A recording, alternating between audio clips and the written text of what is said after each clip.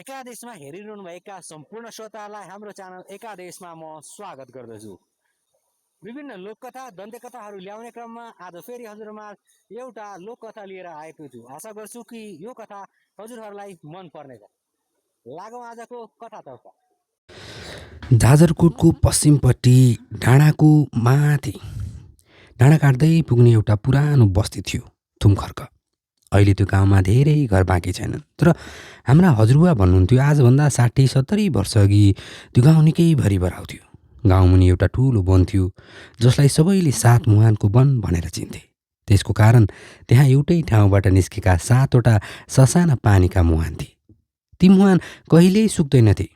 ठुलो खडेरी पर्दा पनि ती पानी निरन्तर बगिरहन्थे। त्यसैले गाउँका मानिस ती मुहानलाई साधारण पानीको मूल मान्दैनथे। उनीहरू बिहान पहिलो गाग्री भर्न जाँदा पानीमा खुट्टा हाल्दैनथे, थुक्दैनथे र ठुलो स्वरले बोल्दैनथे। मुहानको पानीको पनि मान हुन्छ, गाउँका बुढाहरू यसै भन्थे। मेरो हजुरबाले यो कथा उहाँको बाबुसँग सुन्नुभएको रहेछ। उहाँ भन्नुहुन्थ्यो 7 मुहानको वनमा दाउरा काट्न, घाँस काट्न वा जडीबुटी खोज्न त मान्छे जान्थे, तर सूर्य डाँडा मुनि लुक्न थालेपछि त्यो वन सबैका लागि बन्द हुन्थ्यो। कारण कसैले खुलाएर भन्दैनथे। केवल एउटा वाक्य दोहोरिन्थ्यो, बेलुकी भएपछि त्यो वन मानिसको हुँदैन। गाउँका केटाकेटीले धेरै पटक सोद्धा पनि बुढाहरू मुस्कुराएर कुरा टारिदिन्थे। डर देखाएर होइन, सम्मान सिकाएर उनीहरूलाई हुर्काइन्थ्यो। त्यही गाउँमा पूर्णबहादुर नामका एकजना गोठाला बस्थे। उनी धेरै बोल्ने मानिस थिएनन्, तर वनको बाटो कसैले उनी जति बुझेको थिएन। कुन डाँडाको तल कुन जडीबुटी उम्रिन्छ, कुन खोल्सामा चितुवा पानी खान आउँछ, कुन सल्लाहको रुखमा वर्षौँदेखि चिलले गुँड बनाएको छ, यी सबै कुरा उनलाई कण्ठै थियो। त्यसैले गाउँका बुढाहरू भन्थे पूर्णबहादुरले वनलाई किताब पढे झैँ पढेका छन्। एक दिन असारको अन्तिमतिर गाउँका 3वटा गाई हराए। बिहानदेखि खोज्दा पनि कतै भेटिएनन्। बेलुका हुनै लाग्दा गाउँका मानिसले खोज्न छोडे। सबैले भने भोलि उज्यालो भएपछि फेरि खोजौँला। तर पूर्णबहादुरले टाउको हल्लाए। एउटा गाई बिरामी छ, रातभरि एक्लै रह्यो भने बाँच्दैन। म अहिले नै खोजेर ल्याउँछु।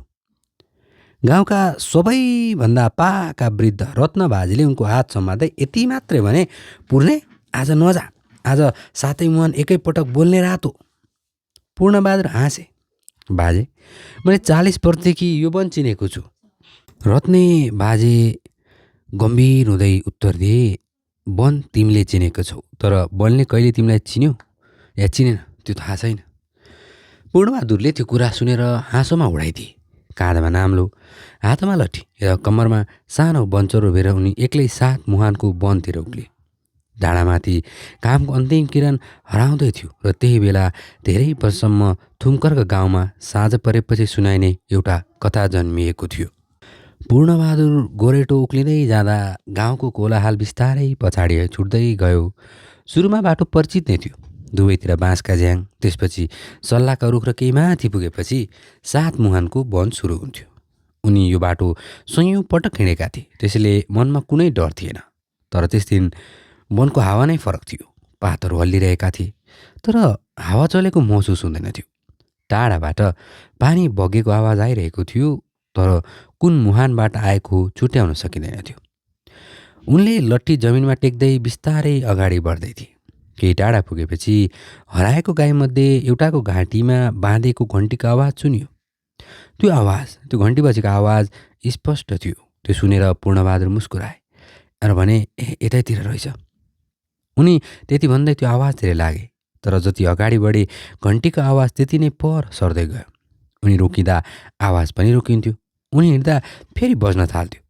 यो कुरा उनले पहिले कहिले अनुभव गरेका थिएनन्। करिब आधा घन्टापछि उनी 7वटै मुहान निस्किने ठाउँमा पुगे। त्यो दृश्य साँच्चै अनौठो थियो। एउटै ठुलो चट्टानको काखमा 7वटा ससाना पानीका धारा छुट्टा छुट्टै दिशामा बगिरहेका थिए। गाउँका मानिसहरूले यसलाई सधैँ पवित्र मान्थे। पूर्णबहादुरले पनि त्यहाँ पुग्दा लट्ठी भुइँमा राखे, दुवै हातले पानी छोए र निधारमा लगाए। त्यसै क्षण उनको कानमा हल्का बाँसुरीको स्वर आयो। त्यो स्वर यति मिठो थियो कि केही बेरका लागि उनी हराएको गाईवस्तु खोज्न आएको कुरा नै बिर्सिए। उनी वरिपरि हेर्न थाले। मुहानको पारी, पुरानो सल्लाहको रुखमुनि त्यहाँ कसैले सेतो कपडा ओढेर बसे जस्तो देखियो। पूर्णबहादुरले आँखा मिचेर फेरि हेरे, तर अब त्यहाँ कोही पनि थिएन। तर बाँसुरीको स्वर भने अझै बजिरहेको थियो। उनले आफूलाई सम्हालेर फेरि गाईको घन्टीको आवाज पच्याउन थाले। यसपालि घन्टी धेरै नजिक सुनियो। झाडी हटाएर अगाडि पुगेपछि हराएको गाई साँच्चै त्यहीँ उभिएको थियो। तर गाई भागेन, कराएन, बरु एउटै दिशातिर ठुलो ठुलो हेरिरहेको थियो। पूर्णबहादुरले पनि त्यही दिशातिर नजर लगाए। त्यहाँ एउटा अग्लो मानिस ढुङ्गा माथि उभिएको थियो। उसको हातमा लट्ठी थियो, कपाल काँधभन्दा तल झरेको थियो र ऊ पूर्णबहादुरलाई होइन, सातोटै मुहानतिर हेरिरहेको थियो। केही क्षणपछि उसले बिस्तारै टाउको फर्कायो। दुवैको आँखा जुध्यो। पूर्णबहादुरले पछि धेरै वर्षसम्म एउटा कुरा दोहोऱ्याएका थिए, त्यो आँखामा न रहिस थियो न खुसी। त्यहाँ त यस्तो शान्ति थियो जसले आफ्नै मनभित्रका सबै कुरा देखाइदियो। त्यसपछि त्यो अग्लो मानिसले लठले जमिनमा एकपटक हल्का टकटक गर्यो। सातवटै मुहानको पानी एकैचोटि बलियो भएर बग्न थाल्यो र वनभरि फेरि बाँसुरीको मधुरो स्वर गुन्जियो। पूर्णबहादुरले त्यही क्षण बुझिहाले, रत्नबाजेले सुनाउने वनजाँग्रीको कथा केवल हल्ला रहेनछ, यो वन साँच्चै कसैको निगरानीमा रहेछ। पूर्णबहादुर धेरै बेरसम्म त्यहीँ उभिरहे। भाग्ने सोच पनि आएन, बोल्ने हिम्मत पनि भएन। उनी जति वनजाँग्रीलाई हेरिरहेका थिए त्यति नै एउटा कुरा महसुस गर्दै थिए। त्यो आकृति मानिसलाई डर देखाउन आएको थिएन। उसको उपस्थितिले वनलाई अझ शान्त बनाइदिएको थियो। केही क्षणपछि वनजाँग्रीले बिस्तारै मुहानतिर इसारा गर्यो। पूर्णबहादुरले तल हेरे। सातवटै मुहानको पानीमा चन्द्रमाको उज्यालो परिरहेको थियो, तर एउटा मुहानको पानी भने अलि धमिलो देखिन्थ्यो। उनी अचम्म मान्दै नजिक गए। पानीको किनारमा ताजा बन्चरोको चोट लागेको एउटा जडीबुटीको बोट लडेको थियो। त्यो जडीबुटी गाउँका वैद्यहरूले पनि बिरलले भेट्ने गर्थे। कसैले जरा नै उखलेर फालिदिएको रहेछ। पूर्णबहादुरले त्यो दृश्य देख्ने बित्तिकै बुझिहाले, वन रिसाएको होइन, कसैले यसको नियम तोडेको रहेछ। त्यही बेला वनझाँक्री पहिलो पटक बोलेको आवाज उनले स्पष्ट सुने। पानी सुक्नु अघि मानिसको लोभ पलाउँछ। यति मात्रै त्यसले भन्यो। न नाम सोध्यो न धम्कायो। पूर्णबहादुरले डराउँदै सोधे, मैले के गर्नुपर्छ? वनझाँक्रीले सिधा उत्तर दिएनन्। उसले लट्ठीले मुहानको पानी छोयो। केही क्षणमै धमिलो पानी फेरि सफा भयो, तर उखेलिएको जडीबुटी भने जस्ताको त्यस्तै रह्यो। त्यसपछि वनझाँक्रीले भन्यो, घाउ निको हुन्छ तर दाग रहन्छ, वन पनि त्यस्तै हो। यो वाक्य पूर्णबहादुरले जीवनभरि बिर्सेनन्। जब उनले फेरि टाउको उठाए, वनझाँक्री त्यहाँ थिएनन्। केवल बाँसुरीको स्वर बिस्तारै टाढिँदै गइरहेको थियो। हराएका तीनवटै गाई भने शान्तसँग मुहानको छेउमा उभिएका थिए। पूर्णबहादुरले गाईहरूलाई अगाडि ल्याएर गाउँ फर्किन थाले। तर फर्किँदा उनले एउटा अनौठो कुरा देखे। जुन गोरेटो हुँदै उनी आएका थिए त्यही बाटोमा अहिले ताजा बुटका डाम थिए। ती दाम उनका थिएनन्। कसैले उनीभन्दा अगाडि वनभित्र पसेको स्पष्ट देखिन्थ्यो। उनले ती डाम धेरै बेरसम्म हेरे। बाटोमा रहेको छाप हेर्दा त्यो मानिस भारी बोकेर आएको जस्तो लाग्थ्यो। पूर्णबहादुरको मन एक्कासी अशान्त भयो। आज मभन्दा अघि वनभित्र को आएको थियो, यही प्रश्न लिएर उनी राति गाउँ फर्किए। गाउँ पुगेपछि सबैजना गाई भेटिएकोमा खुसी भए, तर पूर्णबहादुरले त्यो रात कसैलाई वनझाँक्रीको कुरा भनेनन्। उनले केवल रत्ने बाजेलाई एक्लै भेटेर गोरेटोमा देखेका ती रहस्यमय पैतालाका डाम बारेमा सुनाए। रत्ने बाजेको अनुहार एकाएक गम्भीर बन्यो। उनले धेरै बेर केही बोलेनन्। अन्त्यमा निकै बिस्तारै भने, यदि वनझाँक्री आफै देखिएको छ भने त्यसको अर्थ कसैले सात मुहानको वनभित्र त्यस्तो कुरा छोएको छ जुन छुनु हुँदैन थियो। अब कथा तिमीले देखेको वनझाँक्रीको होइन, त्यो नियम तोड्ने मानिसको हो। अनि उनले गाउँमा करिब 50 वर्षदेखि कसैले ननिकालेको एउटा पुरानो घटना सुनाउन थाले। त्यही घटनाबाट सात मुहानको वास्तविक रहस्य सुरु भएको थियो। रत्ने बाजेले आगोमा एउटा सानो दाउरा थपे। झिल्काहरू माथितिर उडे अनि उहाँ केही बेर आगोमै हेरेर बस्नुभयो। गाउँका बुढापाकाहरूले पुरानो कुरा भन्नु अघि यसरी केही क्षण चुप लाग्ने बानी हुन्थ्यो। त्यसपछि उहाँले बिस्तारै भन्नुभयो, तिमी जन्मिनुभन्दा धेरै अगाडिको कुरा हो। म पनि त्यति बेलामा सानो केटा थिएँ। सात मुहानको वनको माथिल्लो डाँडामा भलाखर्क भन्ने सानो बस्ती थियो। त्यहाँ एकजना वैद्य बस्थे, जितमान वैद्य। उनी यति जान्ने मानिस थिए कि टाढा टाढाबाट बिरामी बोकेर मान्छे आउँथे उनलाई भेट्नलाई। तर उनले औषधिको कहिले पैसा माग्दैनथे। कसैले मकै ल्याउँथ्यो, कसैले घिउ, कसैले केही पनि ल्याउन सक्दैनथ्यो। उनी सबैलाई एउटै कुरा भन्थे, जडीबुटी मैले बनाएको होइन, वनले दिएको, त्यसको मूल्य म कसरी तोकौँ? जितमान वैद्यको एउटा छोरो थियो दलबहादुर। बाबु जस्तै धैर्य उसको स्वभावमा थिएन। ऊ जवान हुँदै जाँदा बजार धाउन थाल्यो। बजारमा व्यापारीहरूले दुर्लभ जडीबुटीको ठुलो मूल्य दिन थालेपछि उसको मन पनि फेर्न थाल्यो। एक दिन उसले बाबुलाई भन्यो, हामीसँग यति धेरै जडीबुटी छ, तर हामी गरिब छौँ। अरूले यस्तै बेचेर धन कमाइरहेका छन्, हामी किन नबेच्ने? जितमान वैद्यले त्यति बेला भनेको कुरा आज पनि मलाई सम्झना छ। जडीबुटी बेच्न मिल्छ, तर वनको विश्वास बेच्न मिल्दैन। जुन दिन लोभले बाटो देखाउँछ त्यो दिन वन झाँक्रीले मुख फर्काउँछ। दलबहादुरले त्यो कुरा सुनेर हाँसेको थियो। उसलाई लाग्यो वन झाँक्री भनेको बुढाहरूले बनाएको कथा मात्र हो। रत्ने बाजेले लामो सास फेर्नुभयो र फेरि भन्नुभयो, त्यसको केही महिनापछि एउटा अपरिचित व्यापारी आयो। उसको बोली मिठो थियो, तर आँखामा पैसा मात्रै देखिन्थ्यो। उसले दलबहादुरलाई फकायो, मलाई 7 मुहानको सबैभन्दा दुर्लभ जडीबुटी देखाइदियो। उसले भन्यो, तिमीलाई जीवनभरि पुग्ने सुन दिन्छु। दलबहादुर लोभियो। उसले बाबुको कुरा बिर्स्यो। एक रात दुवैजना लुकी छुप्पी वनभित्र पसे। त्यही रातदेखि 7 मुहानको पानी पहिलो पटक धमिलो भएको थियो। भोलिपल्ट बिहान जितमान वैद्य वन पुगे।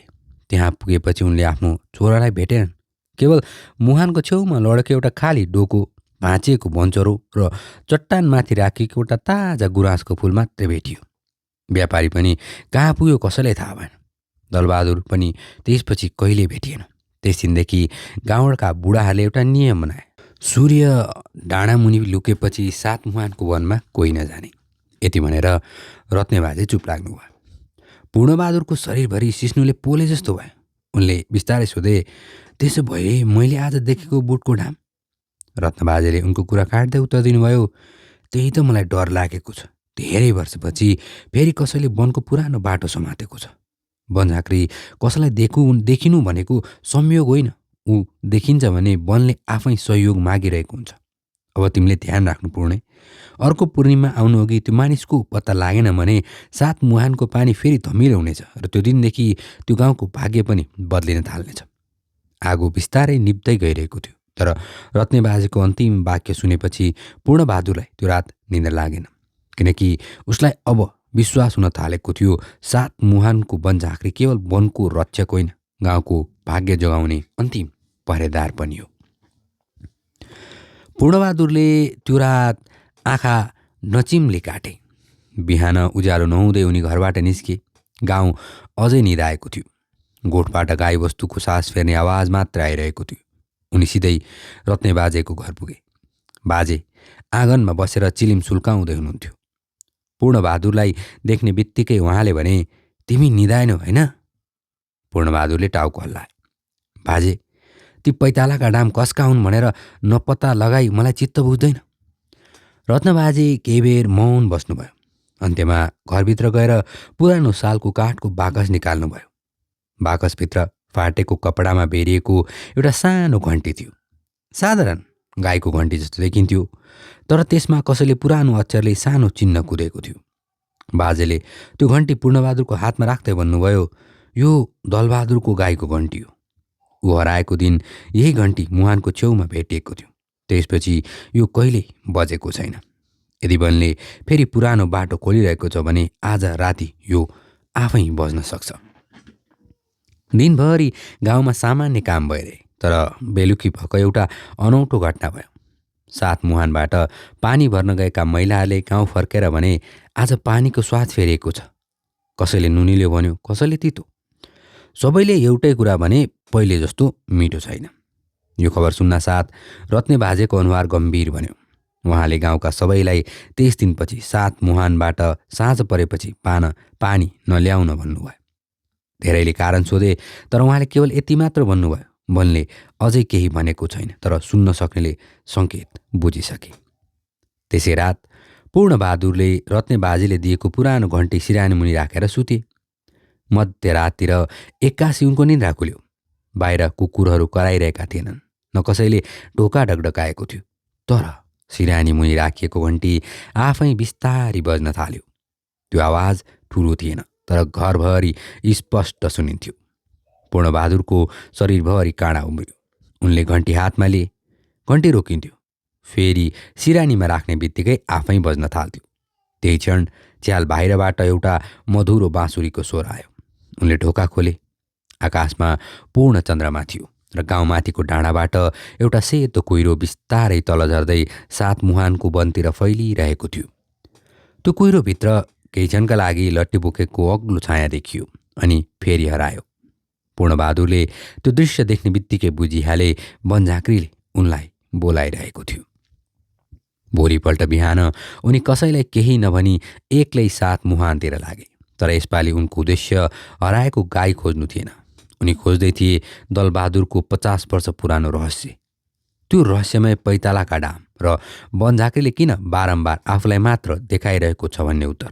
उनलाई थाहा थिएन त्यो यात्राबाट फर्किँदा उनी पहिलेका पूर्णबहादुर रहने थिएनन्। गाउँका बुढाहरूले पछि यही ठाउँबाट अर्को कथा सुरु गरेर भन्थे, 7 मुहानले मानिसलाई पानी मात्र दिँदैन, उसले मानिसको मन पनि जाँचेर बाटो देखाउँछ। पूर्णबहादुर बिहानको चिसो कुहिरो चिर्दै 7 मुहानको वनतिर उक्लिए। यसपालि उनले हतार गरेनन्। प्रत्येक पाइला सोचेर राख्दै अघि बढे। केही माथि पुगेपछि उनले माटोमा फेरि उही बुटका डाम देखे। तर यसपालि ती डाम एकजनाका मात्र थिएनन्। एउटा ताजा थियो, अर्को निकै पुरानो।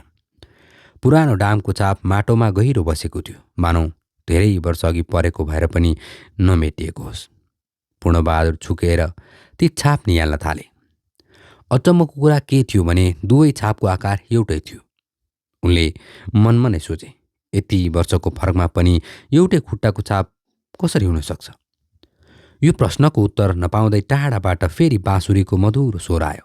यसपालि त्यो स्वर दुखै सुनिन्थ्यो, मानौ कसैले धेरै पुरानो सम्झना बोकेर त्यो मुरली बजाइरहेको होस्। स्वर पछ्याउँदै उनी वनको अझ भित्री भागमा पुगे। त्यो ठाउँमा उनी पहिले कहिल्यै गएका थिएनन्। अगाडि एउटा विशाल खर्सुको रुख थियो, जसको फेदमा ढुङ्गाले घेरिएको पुरानो चिहान जस्तो थलो देखिन्थ्यो। वरिपरि गुराँस राम्ररी फुलेका थिए। पूर्णबहादुर नजिक पुग्ने बित्तिकै उनले एउटा पुरानो काठको लट्ठी देखे। लट्ठी आधा माटोमा गाडिएको थियो र त्यसको टुप्पोमा हरियो काई जमेको थियो। उनले हातले छुन खोजे, तर छुनुभन्दा अगाडि नै पछाडिबाट गम्भीर आवाज आयो, यो लट्ठी उठाउने अधिकार सबैलाई हुँदैन। पूर्णबहादुर बिस्तारै फर्किए। केही पर वनझाँक्री उभिएको थियो। यसपालि ऊ पहिलेभन्दा झन् स्पष्ट देखिन्थ्यो। उसको काँधमा जङ्गली लहरा बेरिएको थियो। कपालमा साना चराहरू नडराई बसेका थिए र वरिपरिका हरिणहरू पनि उसलाई देखेर भागेका थिएनन्। पूर्णबहादुरले दुवै हात जोडेर सोधे, तिमी मलाई किन बोलाइरहेका छौ? वनझाँक्री केही क्षण मौन रह्यो। त्यसपछि उसले भन्यो, 7 मुहानतिर पानी आफैले आफ्नो रक्षा गर्न सक्दैन। रुखले आफ्नो जरा आफै उखल्न सक्दैन। जब मानिसले लोभ गर्छ, त्यसलाई रोक्न मानिस नै चाहिन्छ। पूर्णबहादुर अझै अल्मलियो। तर म साधारण गोठालो, म किन? वनझाँक्री अलिकति मुस्कुरायो, किनकि तिमीले वनलाई कहिल्यै आफ्नो सम्पत्ति मानेनौ। तिमीले त्यसलाई सधैँ साथी मान्यौ। वनले त्यही मानिस चाहन्छ जसले केही लिनभन्दा पहिले धन्यवाद भन्न जान्छ। त्यसपछि वनझाँक्रीले लट्ठीले जमिनमा एउटा गोलो घेरा कोर्यो। घेरा बनेको ठाउँको माटो बिस्तारै चर्कियो र भित्रबाट पुरानो तामाको सानो डब्बा देखा पर्यो। डब्बा खोलेपछि त्यसभित्र पहिलिएको कागज थियो। कागजमा एउटा नाम लेखिएको थियो, दलबहादुर। पूर्णबहादुरको सास एकछिन रोकियो। 50 वर्षदेखि हराएको मानिसको नाम त्यहाँ कसरी आयो? वनझाँक्रीले शान्त स्वरमा भन्यो, ऊ मरेको थिएन। उसले आफै गाउँमा फर्किने बाटो छोडेको थियो। त्यो कुरा सुनेपछि पूर्णबहादुरको मन झन् धेरै प्रश्नले भरियो। यदि दलबहादुर मरेको थिएन भने ऊ कहाँ गयो? किन फर्किएन? र 7 मुहानको रहस्यसँग उसको सम्बन्ध वास्तवमा के थियो? यही प्रश्नको उत्तर त्यो पुरानो कागजभित्र लुकेको थियो र त्यसलाई पढेपछि थुमखर्क गाउँको इतिहास नै अर्कै रूपमा खुल्ने थियो।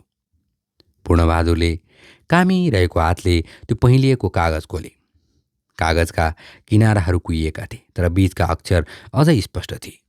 त्यो कुनै मन्त्र वा नक्सा थिएन, बरु दलबहादुरले आफ्नै हातले लेखेको स्वीकारोक्ति रहेछ। पहिलो हरफमै लेखिएको थियो, यदि यो कागज कसैले भेट्यो भने थाहा पाओस् म हराएको होइन। म आफै गाउँ छोडेर वनभित्र बसेँ। पूर्णबहादुरले बिस्तारै पढ्न थाले। दलबहादुर लेखेको थियो, तर मुहानमा पुगेपछि उसले पहिलो पटक बनझाकीलाई देखेपछि उसको मन फेरिएको थियो। व्यापारीले दुर्लभ जडीबुटी जरासहित उखल्न खोजेको थियो। त्यसै बेला मुहानको पानी धमिलो भएको थियो र व्यापारी डरले भाग्दै भिरबाट लडेर बेपत्ता भएको थियो। दलबहादुर भने भागेन। उसले आफ्नो गल्ती स्वीकार गर्दै बनझाँक्रीसँग क्षमा मागेको थियो। बनझाँक्रीले उसलाई सजाय दिएन, तर एउटा शर्त राखेको थियो। जुन दिनसम्म तिम्रो लोभले गरेको घाउ वनले आफै निको पार्दैन त्यतिन्जेल तिमी गाउँ फर्कन पाउने छैनौ। पूर्णबहादुरको मन भारी भयो। उसले फेरि कागजको अन्तिम भाग पढे। त्यहाँ लेखिएको थियो, मानिसहरूले मलाई हराएको ठान्नेछन्, कसैले बनझाँक्रीले लग्यो भन्नेछन्, तर सत्य त्यो होइन। मलाई मेरो आफ्नै लोभले यहाँ बाँधेको। यदि भविष्यमा फेरि यस्तै लोभ लिएर कोही आयो भने यो कागज उसलाई होइन, वनको सम्मान गर्ने मानिसलाई मात्र देखाइदिनु। यति पढेर पूर्णबहादुरले टाउको उठाए। बनझाँक्री शान्त रूपमा उनीतिर हेरिरहेको थियो। उनले बिस्तारै सोधे, दलबहादुर अहिले कहाँ छ? बनझाँक्रीले उत्तरमा केही बोलेन। उसले वनको भित्री भागतिर इसारा मात्रै गर्यो। दुवैजना केही बेर गोरेटो हुँदै अघि बढे।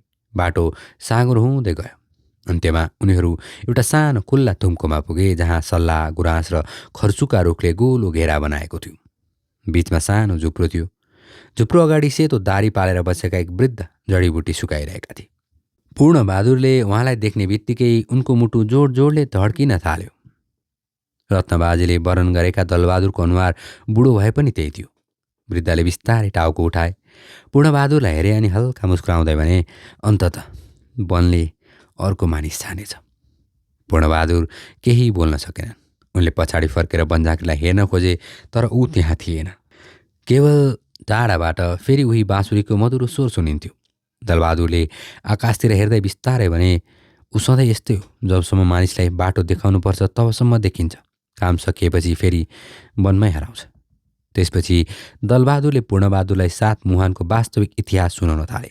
त्यो इतिहास जसले बनझाँक्रीलाई कुनै भूत वा डरलाग्दो प्राणी होइन, वन, पानी र जडीबुटीको पुरानो रक्षक भनेर किन मानिन्छ भन्ने रहस्य अन्तिम पटक खोल्ने थियो। दलबहादुरले झुप्रो अगाडि रहेको पुरानो ढुङ्गामा बस्ने इसारा गरे। वरिपरि सुकाइएका जडीबुटीका मुठ्ठा झुन्डिएका थिए। हावामा वनतुलसी र जटामसीको हल्का बास्ना फैलिएको थियो।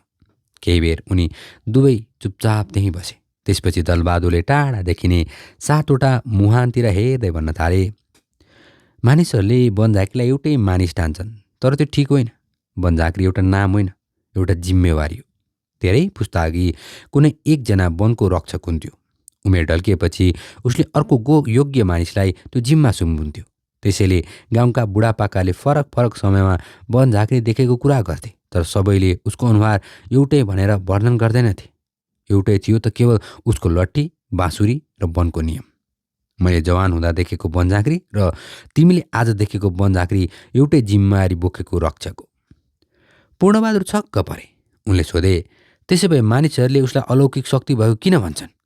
दलबहादुर मुस्कुराए। जङ्गललाई अरूभन्दा धेरै बुझ्ने मानिस साधारण आँखालाई असाधारण नै देखिन्छ। उसलाई कुन जडीबुटीले विष निक्लिन्छ थाहा हुन्छ, कुन मुहान कहिले सुक्छ थाहा हुन्छ, कुन रुख ढल्न लागेको छ भन्ने पनि पहिले नै थाहा हुन्छ। गाउँलेले त्यो ज्ञानलाई चमत्कार ठाने। त्यसैबाट कथा जन्मियो अनि कथाबाट लोकविश्वास। तर एउटा कुरा भने सत्य हो, जसले लोभ लिएर वन पस्छ उसले कहिले बनझाँक्रीलाई भेट्दैन। उसले केवल आफ्नो डर देख्छ। वनको सम्मान गर्ने मानिसलाई मात्र रक्षकले आफ्नो अनुहार देखाउँछ, यानि कि बनझाँक्रीले आफ्नो अनुहार देखाउँछ। दलबहादुरले झुप्रोको कुनाबाट एउटा पुरानो बाँसुरी निकालेर पूर्णबहादुरको हातमा दिए। यो मैले बजाउन सिकेको छैन, उनले भने, मलाई सुनाउन सिकाएको। जवानमा केही बिग्रिन थाल्छ, यो बाँसुरी बज्छ। हावाले बजाओस् वा मानिसले, त्यसले फरक पर्दैन। यसको स्वर गाउँलाई होइन, वनको नियम बिर्सिन थालेको मानिसलाई सम्झाउने सङ्केत हो। पूर्णबहादुरले बाँसुरी हातमा लिए। त्यसछन् उसलाई रत्नेबाजेका सबै कुरा, सात मुहानको शान्त पानी, बनझाँक्रीको मौन अनुहार र दलबहादुरको लामो पश्चाताप एउटै डोरीले गाँसिएको जस्तो लाग्यो।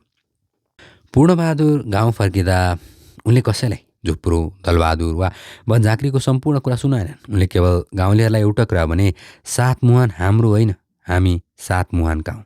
त्यसपछि थुमखर्कामा एउटा पुरानो चलन फेरि सुरु भयो। कुनै पनि मानिस जडीबुटी लिन वन पस्दा एउटा सानो बिरुवा रोपेर मात्र फर्कन्थ्यो। मुहानमा कहिले फोहोर गरिँदैनथ्यो। र आज पनि जाजरकोटका केही बुढाहरू आगो ताप्दै यो कथा सुनाउँदा अन्तिममा एउटै वाक्य भन्छन्, वनझाँक्रीलाई खोजेर भेटिँदैन, तर वनलाई सम्मान गर्ने मानिसले कहिलेकाहीँ उसको बाँसुरी भने अवश्य सुन्छ।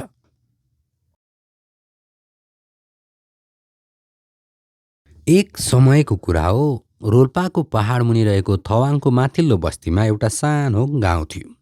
गाउँभन्दा माथि घना गुराँसको जङ्गल, तल सुसाउने खोला र बीचमा पुरानो चौतारो। त्यहाँ बुढाबुढीहरू बेलुकी आगो ताप्दै अनेक लोककथा सुनाउँथे। ती कथामध्ये सबैभन्दा धेरै दोहोरिने कथा थियो बोक्सी र वनझाँक्रीको कथा। भन्थे पहिलेका मानिसहरू अहिले जस्ता थिएनन्। जङ्गललाई देवताको घर मान्थे। कुनै ठुलो रुख काट्नु परे पहिला माटो छोएर अनुमति माग्थे। त्यसपछि खोलाको मुहान फोहोर पार्दैनथे। तर सबैले त्यसो गर्थे भन्ने पनि होइन। गाउँमा केही यस्ता मानिस पनि थिए जसले ईर्ष्या, रिस र लोभका कारण बोक्सी विद्या सिक्ने बाटो रोज्थे। त्यही गाउँमा धनकुमारी नामकी एक वृद्धा बस्ने गर्थिन्। उनको बारेमा गाउँ दुई किसिमका कुरा गर्थे। कसैले उनलाई साधारण बुढी भन्थे, कसैले भने उनको आँखामा सिधै नहेर मन पढ्न सक्छिन्। तर कसैले प्रमाण देखेको थिएन। गाउँका बुढाहरू भने सधैँ एउटै कुरा भन्थे, साँचो बोक्सी कहिले आफू बोक्सी हुँ भनेर भन्दिन र देखिँदैन पनि। गाउँबाट केही पर एउटा गहिरो जङ्गल थियो। त्यो जङ्गललाई सल्लेरी वन भनिन्थ्यो। त्यहाँ साँझपछि कसैले पाइला हाल्दैनथ्यो, कारण भूतप्रेत होइन। त्यहाँ वनझाँक्री बस्छ भन्ने जनविश्वास थियो। वनझाँक्रीलाई गाउँलेहरूले राक्षस मान्दैनथे। उनी जङ्गलका रक्षक हुन् भन्ने विश्वास थियो। उनले खराब मन भएको मानिसलाई जङ्गलमै अल्मल्याउँछन्, तर सफा मन भएकोलाई बाटो देखाइदिन्छन्। एउटा वर्ष गाउँमा अनौठो घटना हुन थाल्यो। गाईबस्तु बिरामी पर्ने, दुध सुक्ने, खेतमा रोपेको बाली पहेँलिन थाल्ने। गाउँलेहरू चिन्तित भए। कसैले देवता रिसायो भने, कसैले बोक्सी लागेको भने। त्यसपछि गाउँका सबैभन्दा पाका मान्छे दिलबहादुरले भने, यसको उत्तर गाउँमा होइन, जङ्गलमा छ। उनी बिहान सबेरै सल्लेरी वनतिर लागे। हातमा केवल धूप, अक्षता र एउटा बाँसको लट्ठी थियो। जङ्गलको बीचमा पुग्दा उनले एउटा ठुलो सल्लाहको रुखमुनि धूप बालेर भने, यदि यहाँ रक्षक हुनुहुन्छ भने गाउँ बचाइदिनुहोस् भनिन्छ। त्यसपछि हावाले एकाएक दिशा फेर्यो। चराहरू चुप लागे। केही बेरपछि झाडीभित्रबाट कपाल लामो, शरीरभरि हरियो झार टाँसिएको, आँखामा अनौठो चमक भएको एक वृद्ध जस्तो आकृति निस्कियो। त्यो नै वनझाँक्री रहेछ। वनझाँक्रीले केही बोलेन। उनले माटोमा लट्ठीले एउटा गोलो कोरे। गोलोको एकातिर सानो ढुङ्गा राखे, अर्कोतिर सुक्खा पात। त्यसपछि उनले ढुङ्गातिर औँला देखाए। दिलबहादुरले धेरै बेर सोचेर भने, ढुङ्गा सत्य हो, पात झुट। वनझाँक्री मुस्कुराए। उनले जङ्गलबाट एउटा सानो जडीबुटी टिपेर दिलबहादुरलाई दिएर पहिलोपटक बोले, रोग खेतमा होइन, मानिसको मनमा लागेको छ। दिलबहादुर गाउँ फर्किए।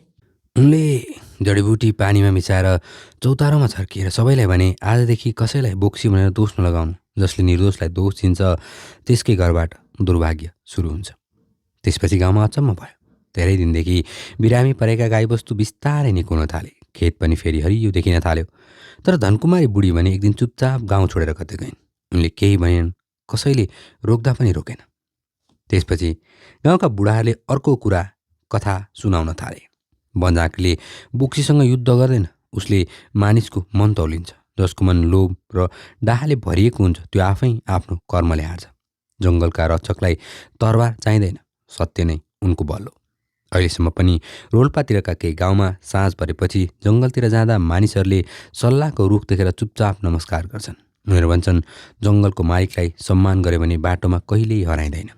यो कथा सत्य हो वा लोकविश्वास कसैले ठ्याक्कै भन्न सक्दैन। तर गाउँघरका बुढाबुढीहरूले पनि अझै पनि यही शिक्षा दिन्छन्। बोक्सीभन्दा डरलाग्दो कुरा मानिसको खराब मन हो र वनझाँक्री भने प्रकृति र सत्यको रक्षक हो।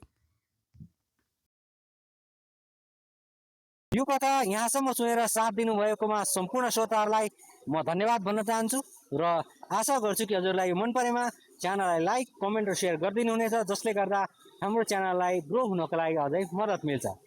अब अर्को भेट अर्को कुनै लोककथा दन्त्यकथामा हुनेछ। यदि हजुरहरूलाई कुनै लोककथा सुन्न मन छ कुनै दन्त्य कथा सुन्न मन छ भने यसको टपिक कमेन्टमा लेखिदिनु होला। अर्कोचोटि म त्यो कथालाई समावेश गर्ने कोसिस गर्नेछु।